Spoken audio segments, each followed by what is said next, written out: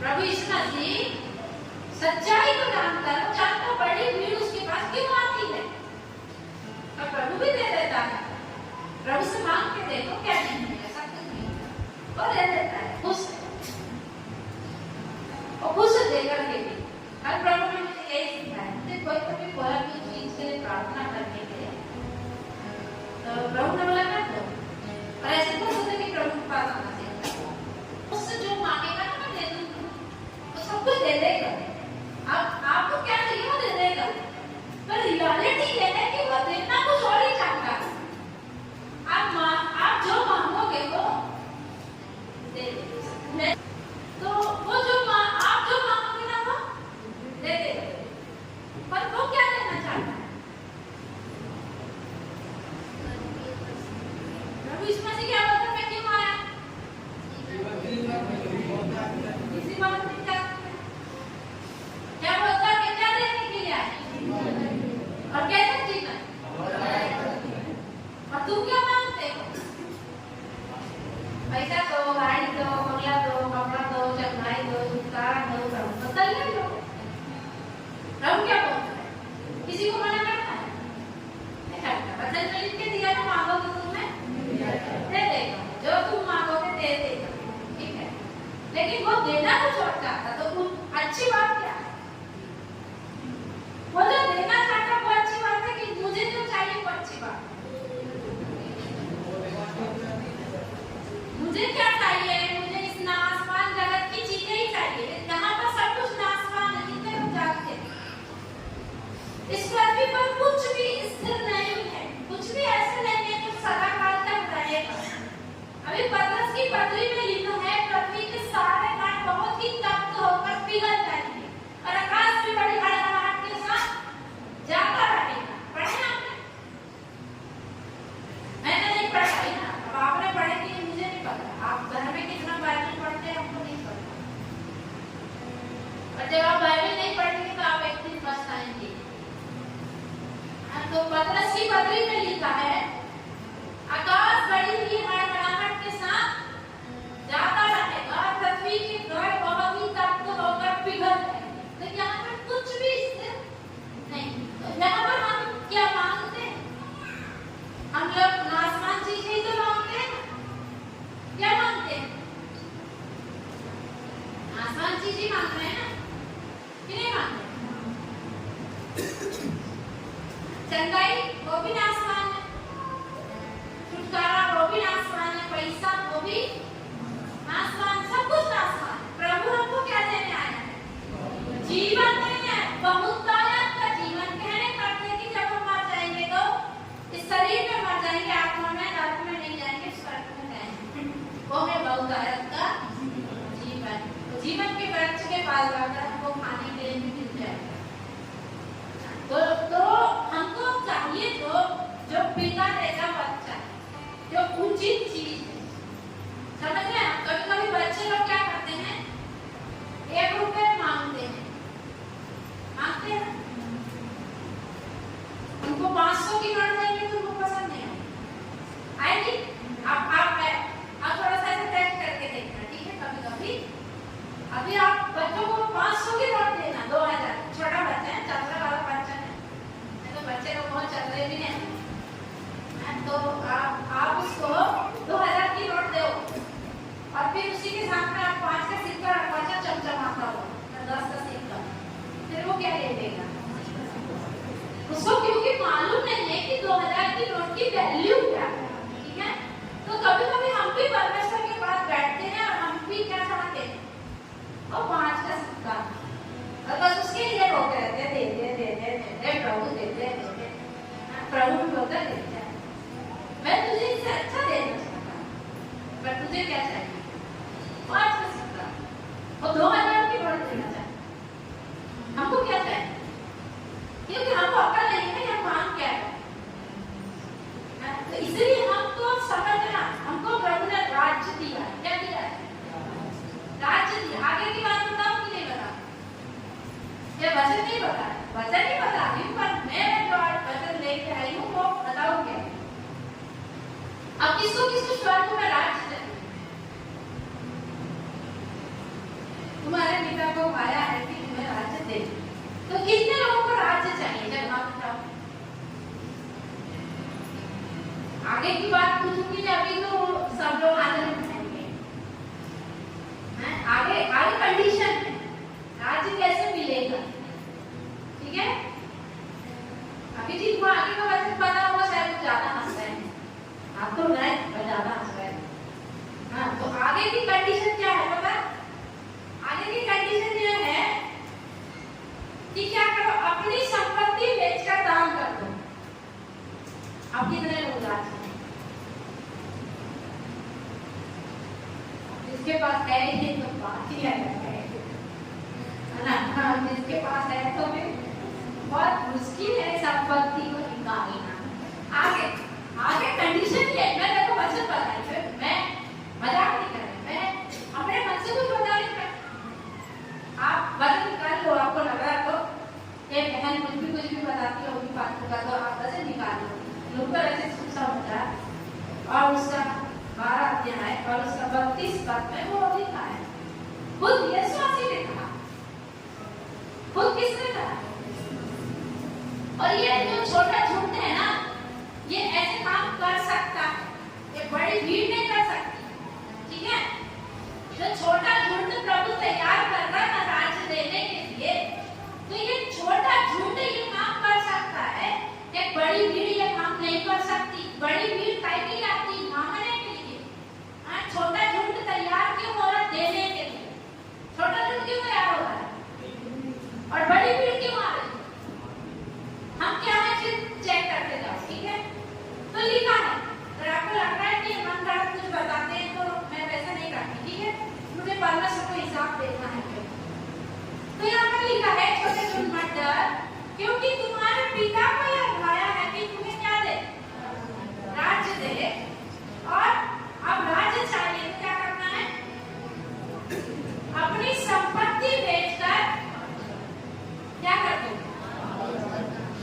आप कर सकते हैं ये बात बहुत कठिन है। ये बात क्या? आज आप किससे भी जाकर पूछोगे तो उनको सब धन चाहिए, संपत्ति चाहिए, क्या चाहिए? और कैसे भी आने दो, क्या सोचते हैं? और कैसे भी आएगा और आपके धन में मिल जाएगा, आपकी संपत्ति में मिल जाएगा तो श्रापित हो जाएगा। किसी भी रास्ते से आए तो, ठीक है? ध्यान रखिएगा, ये बात अच्छे से ध्यान रखना है। लीगल तौर से आ रहा है तो आप श्रापित नहीं है, ठीक है? आप परिश्रम कर रहे हैं, आपको सही रास्ते से आपका मेहनत का पैसा मिल रहा है, आप श्रापित नहीं है। लेकिन अनलीगल यदि आपके पास धन संपत्ति आ रही है तो आपकी मेहनत और वो वाला धन मिलकर सब श्रापित है। सब कुछ क्या है? अब आप बोलोगे दीदी तो अभी चलता है, आप क्या बताते हो? तो आप देख लो, फिर यही तो है ना कि भीड़ सब बन सकते, झुंड छोटा झुंड नहीं बन सकता, ठीक है?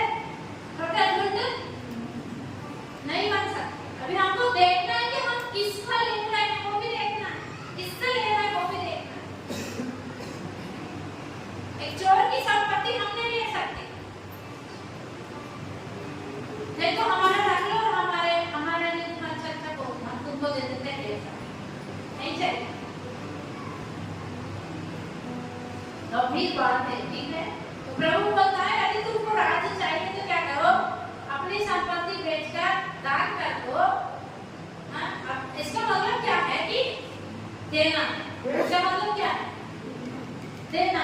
ऐसा अपने लिए ऐसे बराबर में मत जाओ कि सुख विलास का जीवन हो जाए, धनवान मनुष्य के जैसा। अपने लिए इतनी संपत्ति नहीं बनाना कि आपका जीवन कैसे हो जाए। अभी देखो, टेंशन में मत आओ, मैं आपको वचन बता रही हूँ, है ना? आपसे धन नहीं मांग रही हूँ, मुझे नहीं चाहिए, मुझे बिल्कुल नहीं चाहिए। तो उसको मतलब क्या है? आप कितना धनवान मनुष्य को जानते हैं?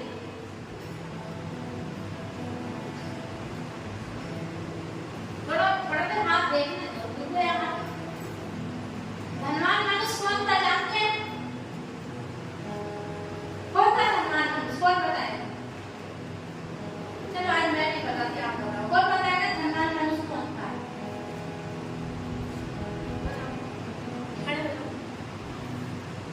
जितनी जोर से बताओ उधर तक आवाज आए। धनवान मनुष्य वो था जो अपना सुख विलास में जीवन बिताता था।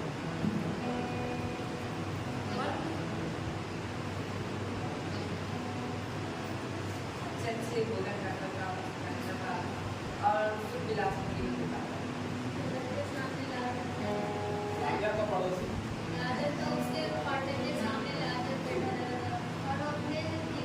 तो आप धनवान मनुष्य को जानो, ठीक है? वो क्या करता था? अच्छे बैंगनी कलर के वस्त्र पहनता था। क्या करता था? तो क्या अच्छा वस्त्र पहनना पाप है? आओ 4000 का कपड़ा पहनना पाप है। आपको अच्छा लगे बुरा लगे,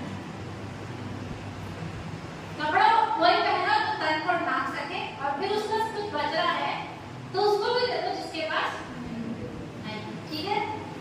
अब वो क्या करता था? अच्छा खाना खाता था, चिकना।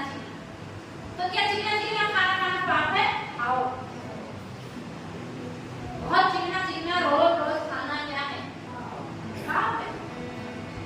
उतना खाओ जितना शरीर की जरूरत है, और उसमें से बचाकर उसको दो जिसके पास नहीं है। वही करता था।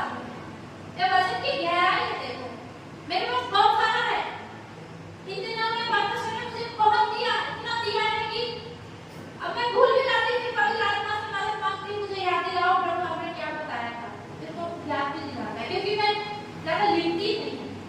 अगर आप सोचे कि लिख करके कुछ प्रचार करते हैं, मैं कभी भी कुछ लिखती नहीं जाता। लिखती क्या हूँ कि कहाँ क्या मिलता है, नहीं लिख के आती हूँ बस। तो ये वचन की गहराई यही है कि धनवान की गलती क्या थी? क्या गलती थी? वो सुख विलास में क्या करता था? आप गरीब हो ना, दुखी मत रहो, आप आनंद से चलो, घमंड से चलो, गर्व से चलो, खुशी से चलो कि मैं गरीब हूँ, मेरे पास खाने को तो है, मेरे पास पहनने को तो है। यही उचित, यही क्या है बताओ? उचित। अब आप पढ़ लेना, ठीक है? लूका कितने अध्याय में धनवान और लाजर? कितने लोग पढ़ेंगे? चलो प्रभु की उपस्थिति में प्रॉमिस करो।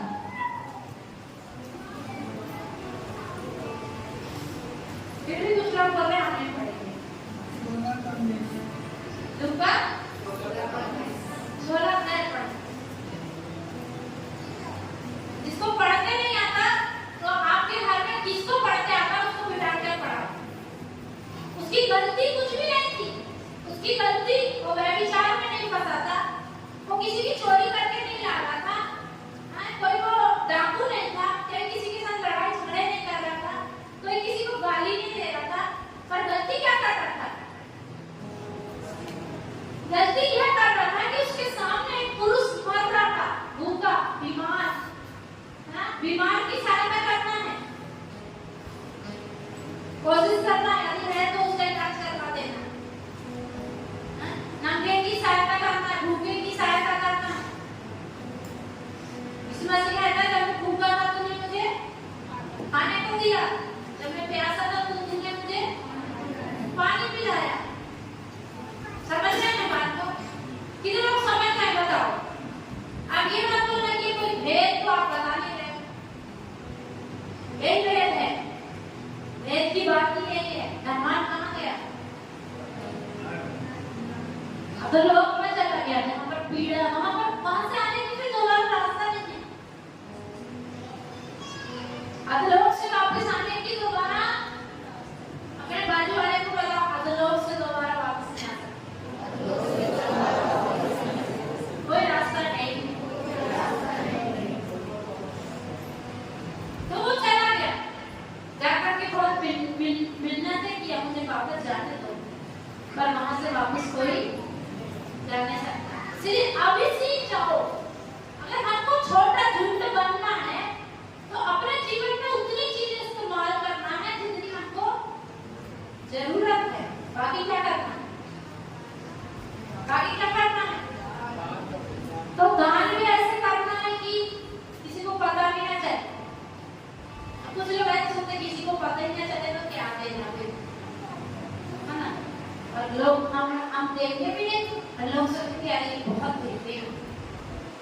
समझ रहे? एक बात समझ, किसी कोई ऐसे जीते हैं हम कुछ देंगे भी नहीं और सामने वाला हमको क्या सोचेगा, अरे ये बहुत देता है, बस इसी घूमते में चलते रहो। तो लीजिए वैसे 15 दिन में लिखना याद रखिए, आपके सब जगह लगी रहती है, भले बुरे को देखता है तो वो देखता है, ठीक है। अपने आगे तुरली पर बजाना कि हमने दिया, तो वचन में साफ लिखा है अपनी संपत्ति बेचकर दान कर दो और अपने लिए ऐसे बड़े बनाओ जो पुराने नहीं होते, अर्थात स्वर्ग पर ऐसा धन इकट्ठा करो जो घटता नहीं, जिसके निकट चोर नहीं जाता और कीड़ा नहीं बिगाड़ता, क्योंकि जहाँ तुम्हारा धन है वहाँ तुम्हारा मन भी लगा रहेगा। जिसके घर पैसा रखा रहता है ना बहुत सारा, जिसके घर सोना चांदी रखा रहता है बहुत सारा, उससे पूछो मुझे ऐसा रहता है, सारे पे ताले लगाता है, क्या करता है? देखिए आपने ऐसे लोगों को देखे, चोर को अपने आप ही पता चल जाएगा इतना ताले पे ताला लगाए, मतलब कुछ तो सीख रहे हैं। क्यों इतना ताले पे ताला लगा क्यों है? क्योंकि इसके पास बहुत सारा कुछ है, ठीक है। तो आप ऐसी जगह धन इकट्ठा कर दो जहाँ पर कोई डर ही नहीं है, जहाँ पर क्या नहीं है, कोई डर की बात ही नहीं है, हमने इकट्ठा कर दिए। प्रभु बोलता जो कंगाल को उधार देता है, जो कंगाल पर दया करता है, वो मुझको क्या करता है? उधार देता है। किसको उधार देते हैं? परमेश्वर को उधार देते हैं। इसलिए कंगाल पर दया करना और देख के करना, ठीक है। भरी सभा में से तमाशा नहीं बनाना और लोगों ही कर रहे फालतू की बात, तो ये सब नहीं करने का। अपन को दान करना तो ऐसे करना, प्रभु यीशु मसीह क्या बोलता है, जब तू दान करे तो ऐसे कर, जब तेरा दाहिना हाथ देता है तो बताओ, इस हाथ से दोगे तो इस हाथ को पता नहीं चलना चाहिए तुमने क्या दिया है, या तो तुम तुरही भूखो, मैंने उसको ये दिया, मैंने उसको बहुत दिया। प्रभु बोलता है तुमने अपना प्रतिफल पा चुका, ठीक है। अभी हम वचन में जाएंगे, मेरे साथ में निकालो इब्रानियों की पत्री। तो धन देखो, धन के बारे में आप लोग निकाल सुनते भी जाओ, सुनते भी जाओ, इब्रानियों का अध्याय करके देखो। तो प्रभु यीशु मसीह ने बोला कोई भी व्यक्ति दो स्वामियों की सेवा, ये दूसरा स्वामी कौन है बताओ, कितने बताओ अपने बाजू में देखो, दूसरे स्वामी का नाम धन। अब धन बोलने से सिर्फ पैसा नहीं है भाइयों बहनों, धन बोलने से सिर्फ पैसा नहीं है, उसमें बहुत सारी चीजें हैं, प्रॉपर्टी है, जायदाद है, सोना चांदी है, ये और जो भी है, बहुत सारी चीजें हैं, ठीक है। आप गूगल करो तो सब पता चल जाएगा।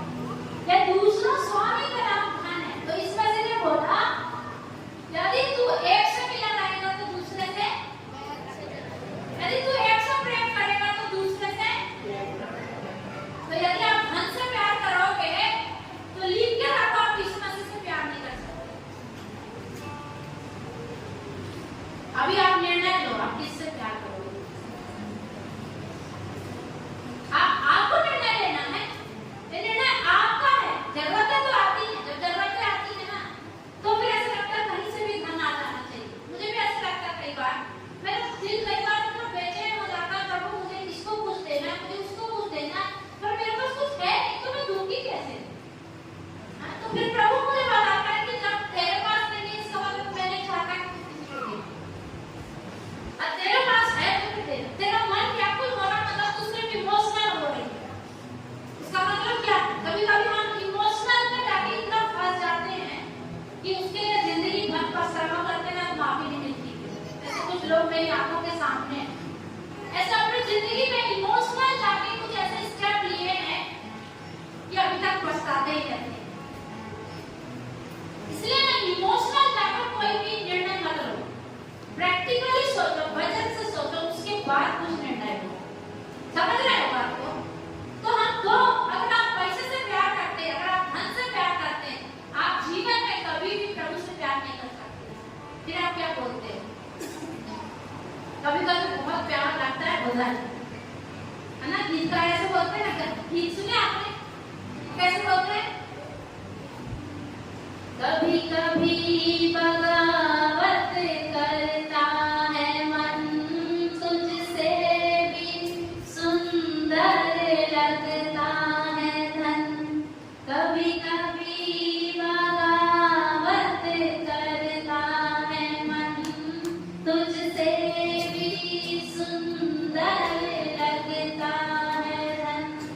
सोने की चमक पैसे की सदा, आने दे कौन है तेरा खुदा। सोने की चमक पैसे की सदा, आने दे कौन है तेरा खुदा। तब मैं घुटनों पर आता हूँ, गालिब आकर यूं कहता हूँ, यीशु तेरे होते गुनाह मैं कैसे करूँ। यीशु तेरे होते खता मैं कैसे करूँ। यीशु तेरे होते गुनाह मैं कैसे करूँ। यीशु तेरे होते खता मैं कैसे करूँ। तो देखो गीत गाना एक्सपीरियंस करके गा रहा है। मुझे गीत लिखने वाला है, कह रहा कभी कभी मुझे तुझसे ज्यादा धन अच्छा लगता है। लगता है ना? लगता है ना? जरूरत में फिर लगता है कि प्रभु का काम बढ़ेगा, प्रभु पैसा काम बढ़ेगा, है? तो ये पर्सनल एक्सपीरियंस से वो कह रहे हैं, कभी कभी मेरी जिंदगी में ऐसे उतार चढ़ाव आते हैं कि तुझसे भी ज्यादा मुझको धन अच्छा लगता है। फिर क्या करता हूँ? पैसा अच्छा लगता, सोना अच्छा लगता, सोने की चमक, सोने में चमक होती है कितने लोग? क्योंकि उसमें चमक है ना, जो लोगों को आकर्षित करती है ना?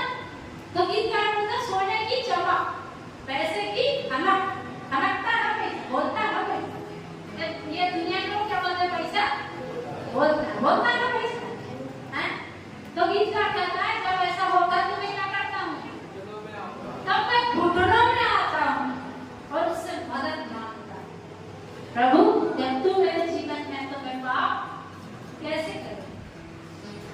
तू मेरी मदद कर, प्रभु मदद कर, ठीक है? तो हम दो स्वामियों की सेवा नहीं कर सकते। बाजू वाले से बोलो, दूसरे स्वामी का नाम क्या है? दूसरे स्वामी का नाम क्या है? बोलो बाजू वाले। किसको उत्तर नहीं मिला मेरे को बताओ। कोई है जिसके पड़ोसी ने उत्तर नहीं दिया?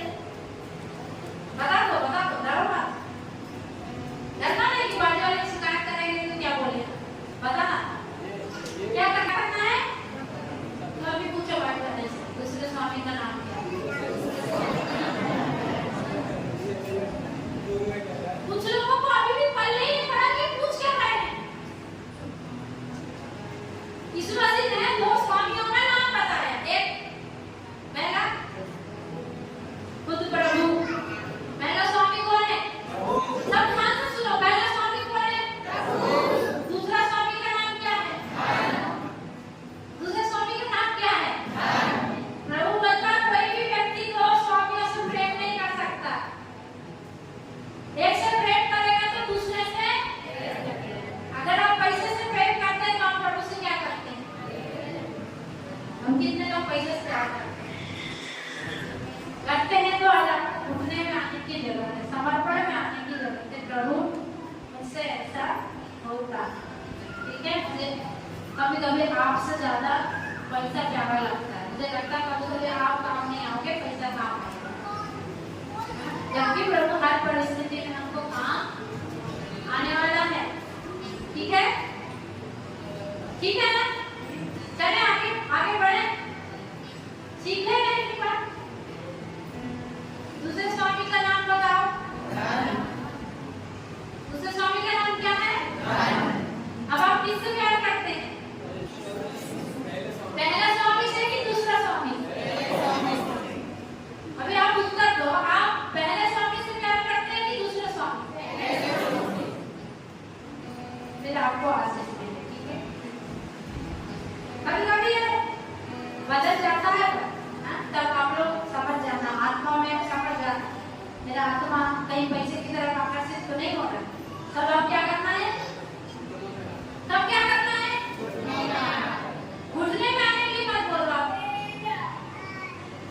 कितने लोग हैं जो कभी घुटने में नहीं आते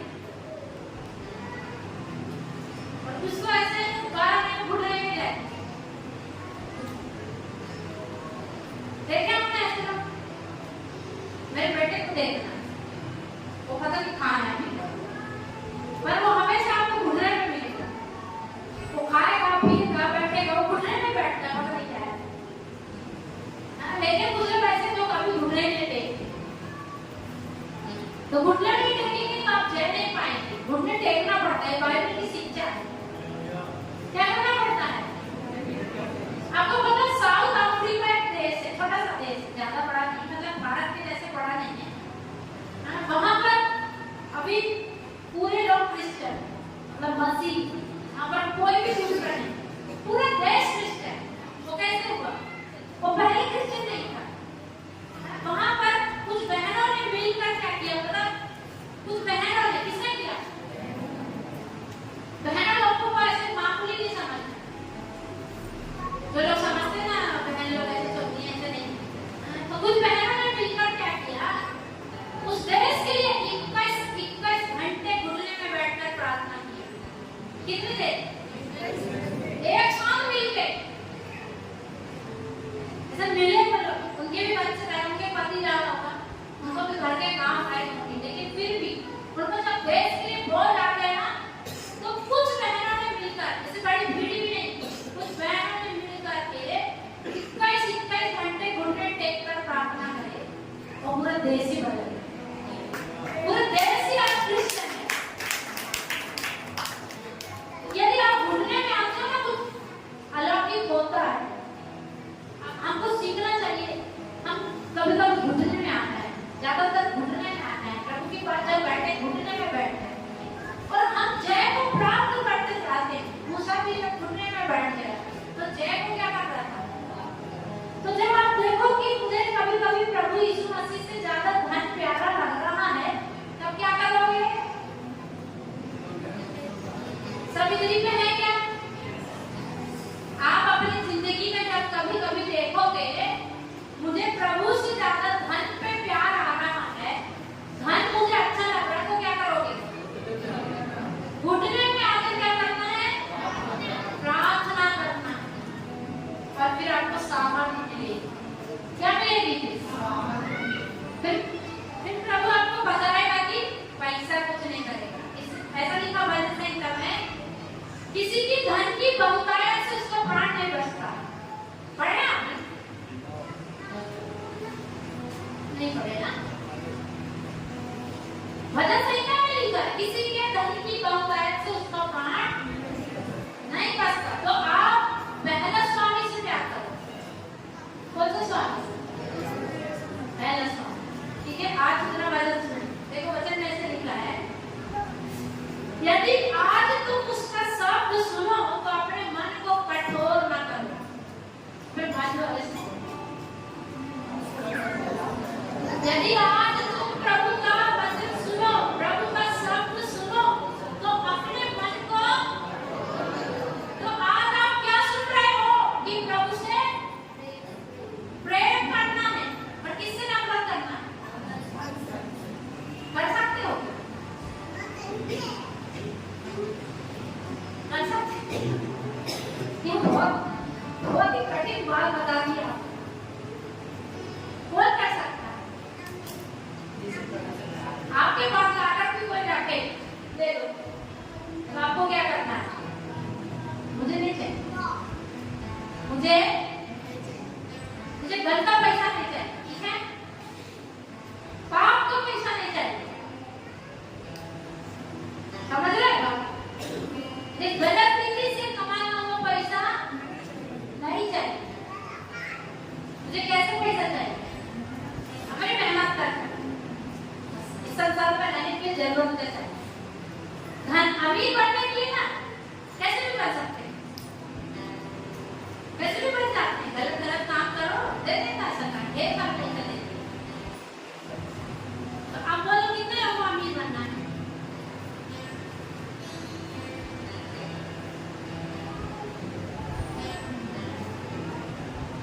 अब आपकी मुस्कान निकाल, तो आज आप उसका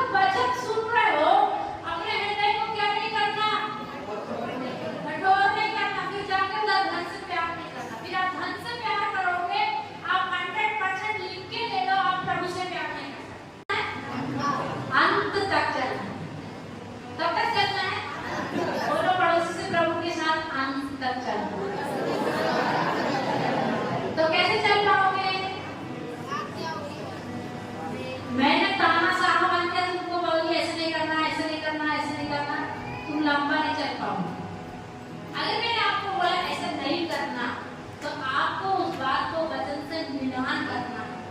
क्या करना है? अगर आदमी ने आपको बताया कि धन से प्यार नहीं करना, प्रभु से प्यार करना, तो आपका जिम्मेदारी है कि आप भी परमेश्वर के वचन में ढूंढो कि सच में वचन प्रभु से प्यार करना, धन से प्यार नहीं करना। ये आपकी रिस्पांसिबिलिटी। फिर आपको जब मालूम चलेगा नहीं ये सिर्फ ममता नहीं है बोली, ये प्रभु भी बोला, तो फिर आप उसको क्या करोगे? मानो। और फिर आप प्रेम से चलो, हाँ प्रभु ने बोला, क्योंकि आप मुझे प्यार नहीं करना, किससे प्यार करना? किससे प्यार करना है बताओ? आप किसको प्यार करके चलना है? आप कल को मुझे छोड़ भी दोगे ना कि चलो मेरे और आपके विचार नहीं मिल रहे हैं, समझ रहे हैं बात को? कल को आपके और मेरे विचार नहीं मिलेंगे तो आप मुझे छोड़ भी सकते हो, पर क्या आप प्रभु को छोड़ना चाहते हैं? तो फिर प्रभु को नहीं छोड़ना चाहते तो उसका वचन आपके अंदर होना चाहिए और सच्चाई पता होना चाहिए कि इन्होंने कहा था कि धन से प्यार नहीं करना, तो वचन में लिखा है। हाँ, और फिर दूसरी बातों में अगर मैं आपको कुछ बताती हूँ ना, तो किसी को तो लगता है ये पागल जैसे बस बताने की बात है। कोई तो भी मुझे बताया, कोई यहाँ पर बोल रहे थे इनका तो काम है बताना, पर सब लोग पूरी चल नहीं सकते। ये लोग आपस में बात कर रहे थे, किसी ने सुन के मुझे बताया, तो क्या बोल रहे थे? इनका काम क्या है? बताना, पर सब लोग उसमें पूरा नहीं चल सकते।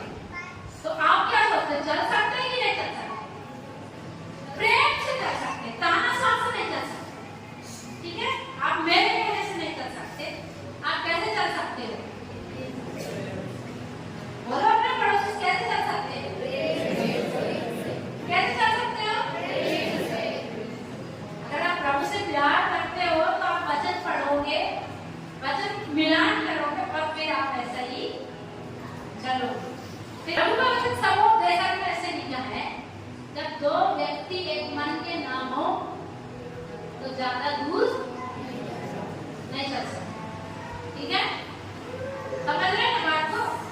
जब दो व्यक्ति एक मन के ना हो तो ज्यादा दूर तक नहीं चल सकते। क्यों? एक बोलेगा मुझे मच्छी खरीदने जाना, और दूसरा क्या बोलेगा मुझे कपड़ा खरीदना, पेंटिंग खरीदना। तो फिर थोड़ी दूर तो चल भी सकते हैं, फिर आगे जाके बोलेंगे, एक बोलेगा मुझे नागपुर जाना है और दूसरा बोलेगा मुझे जबलपुर जाना है, तो ज्यादा दूर तक फिर साथ में चल पाएंगे? नहीं चल सकते। ज्यादा दूर तक साथ में चलना है तो जब एक बोलेगा मुझे मच्छी खरीदना है, तो दूसरे को भी क्या बोलना पड़ेगा? आओ चलो मच्छी खरीदेंगे। तो ऐसे एक मन हो जाएंगे तो कितने दूर तक भी जा सकते हैं, चल सकते हैं। वैसे प्रभु के वचन से सहमत हो जाएंगे, प्रभु की आज्ञाओं से सहमत हो जाएंगे, तो हम लंबा चल सकते हैं, अंत तक चल सकते हैं। कब तक? अंत तक। इसलिए प्रभु बता प्राण देने तक विश्वास योग्य रहे तो तू जीवन का छूट तो कब तक चलना पड़ेगा? कुछ लोग थक जाते हैं यार, कब तक चलना पड़ेगा, है ना? कितने लोग थक गए हैं यहाँ बैठ के? थक गए नहीं, चल के थक गए। ये मत करो, वो मत करो, ऐसा मत करो, वैसा मत करो, ऐसे चलो, वैसे चलो, ये मत करो, वो मत करो, ऐसे सोच के कितने लोग थक गए बताओ? मत थको मत, ठीक है? गीत का क्या बोलता है? अब दूर नहीं है किनारा, धीरज को हमारे बढ़ाना, अब दूर नहीं है किनारा, धीरज को हमारे बढ़ाना, जीवन की हमारी इस नैया को भवसागर में कोने न देना। प्यार करते हैं तो उसे क्या आपको प्रभु के साथ चलना बहुत जान पड़ता है। कितने लोग हैं जिसको बहुत जान पड़ रहा है, आज आप प्रभु से मदद मांगो, प्रभु अब बहुत दूर नहीं है उसका आगमन, अब किनारा बहुत दूर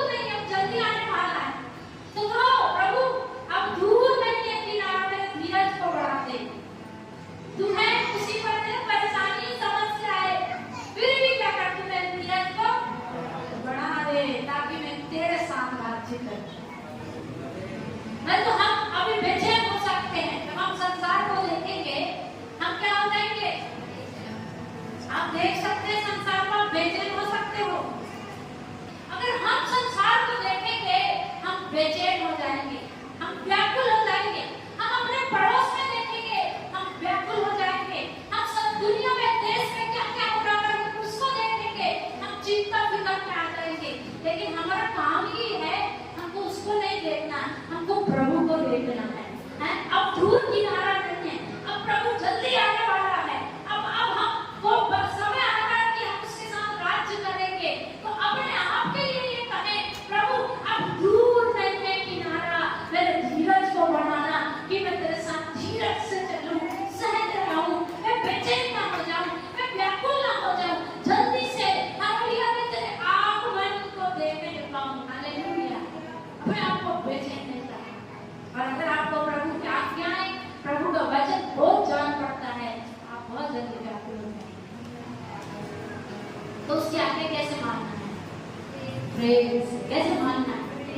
प्रेम से मानना। आप उससे प्रेम करते हैं। इब्रानियों में बस एक ही वचन है, ठीक है? क्या है वचन? यदि आज तुम उसका शब्द सुनो तो अपने मन को, आज वाले से बोलो उसका शब्द सुनो तो अपने मन को कठोर न करो। यदि आज तुम उसका शब्द सुनो तो अपने मन को कठोर न करो। यदि आज तुमने उसके शब्द को सुना है तो अपने मन को कठोर ना करो। आपने उसका शब्द सुना, उसका वचन सुना, अपने हृदय को कठोर मत करो। कहो प्रभु मैं तुझसे प्यार करता हूं, मैं तुझसे प्यार करती। बोलो अगर आप करते हैं तो बोलो, अगर नहीं कर पा रहे तो आज उससे मदद मांगो। प्रभु मुझे इस संसार का ज्यादा प्यार लगता है, संसार की चीजें ज्यादा प्यारी लग रही हैं, मेरी मदद कर दो प्लीज। ऐसे बोल के आप बुढ़े ना कर मदद मांगो, आपकी मदद करें। इस संसार की आंखों की जगह है, जवानों को लड़के और लड़कियां हैं, और किसी को धन, और किसी को मान सम्मान, और किसी को नशे की चीजें बहुत प्यारी लगती हैं। बट अगर आप और मैं भी उन चीजों में फंसकर पड़े हैं, हालेलुया, तो प्रभु की सामर्थ हमारे जीवन में काम करने के लिए आज अवसर है। आज कहो प्रभु तेरी सामर्थ्य मेरे जीवन में काम करने दो, और ये संसार मुझे अप्रिय लगने दो। ये संसार मुझे हालेलुया हालेलुया प्यारा ना लगे, मुझे आप प्यारे लगे, मुझे आपका वचन प्यारा लगे। हालेलुया मुझे आपकी आज्ञाएं प्यारी लगे। हालेलुया आपका वचन क्या बोलता है मुझे वो प्यारा लगे। हालेलुया क्योंकि ये संसार हमारे योग्य ही नहीं। हालेलुया हालेलुया प्रभु से प्यार करें, हम प्रभु से प्यार करें, किसी बोझ से नहीं, किसी के कहने से नहीं, किसी के बोलने से नहीं, हम खुद से प्रभु से प्यार करें। कहें प्रभु मैं तुझसे प्यार करती हूँ, मैं तुझसे प्यार करता हूँ। तूने मेरे लिए जान दिया है, तूने मेरे लिए कीमत चुकाया है, और मैं तुझसे प्यार करती हूँ। हालेलुया हालेलुया ये संसार मेरे योग्य नहीं, ये संसार में रहने की जगह नहीं, और तो जल्दी मुझे लेने के लिए आता है। हालेलुया वो जल्दी हमें लेने के लिए आ रहा है। जितना व्याकुल हम हैं उससे कई गुना ज्यादा वो व्याकुल है अपनी दुल्हन को लेने के लिए, आने के लिए, अपने उस छोटे छोटे को लेने के लिए वो आता है जिसे वो राज्य देना चाहता है। अपना वो छोटा झुंड जो वो तैयार कर रहा है उसको जल्दी बादलों पर लेने के लिए आता है। हालेलुया ताकि हम उसके साथ राज्य करें। हालेलुया आज अपने आप को तैयार करें, आज कहें खुदा अपनी कमजोरी उसको बताएं, प्रभु मैं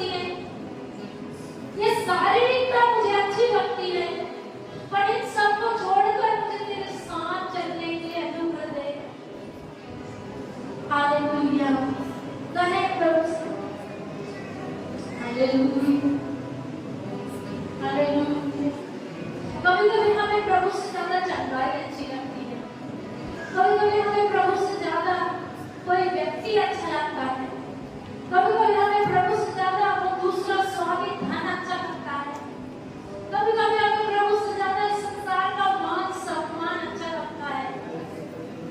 लेकिन आज जब हम घुटने पर हैं, हम समर्पण करें, हम समर्पण करें, कहें प्रभु धीरज को हमारे बढ़ा दो। हालेलुया। अब नहीं है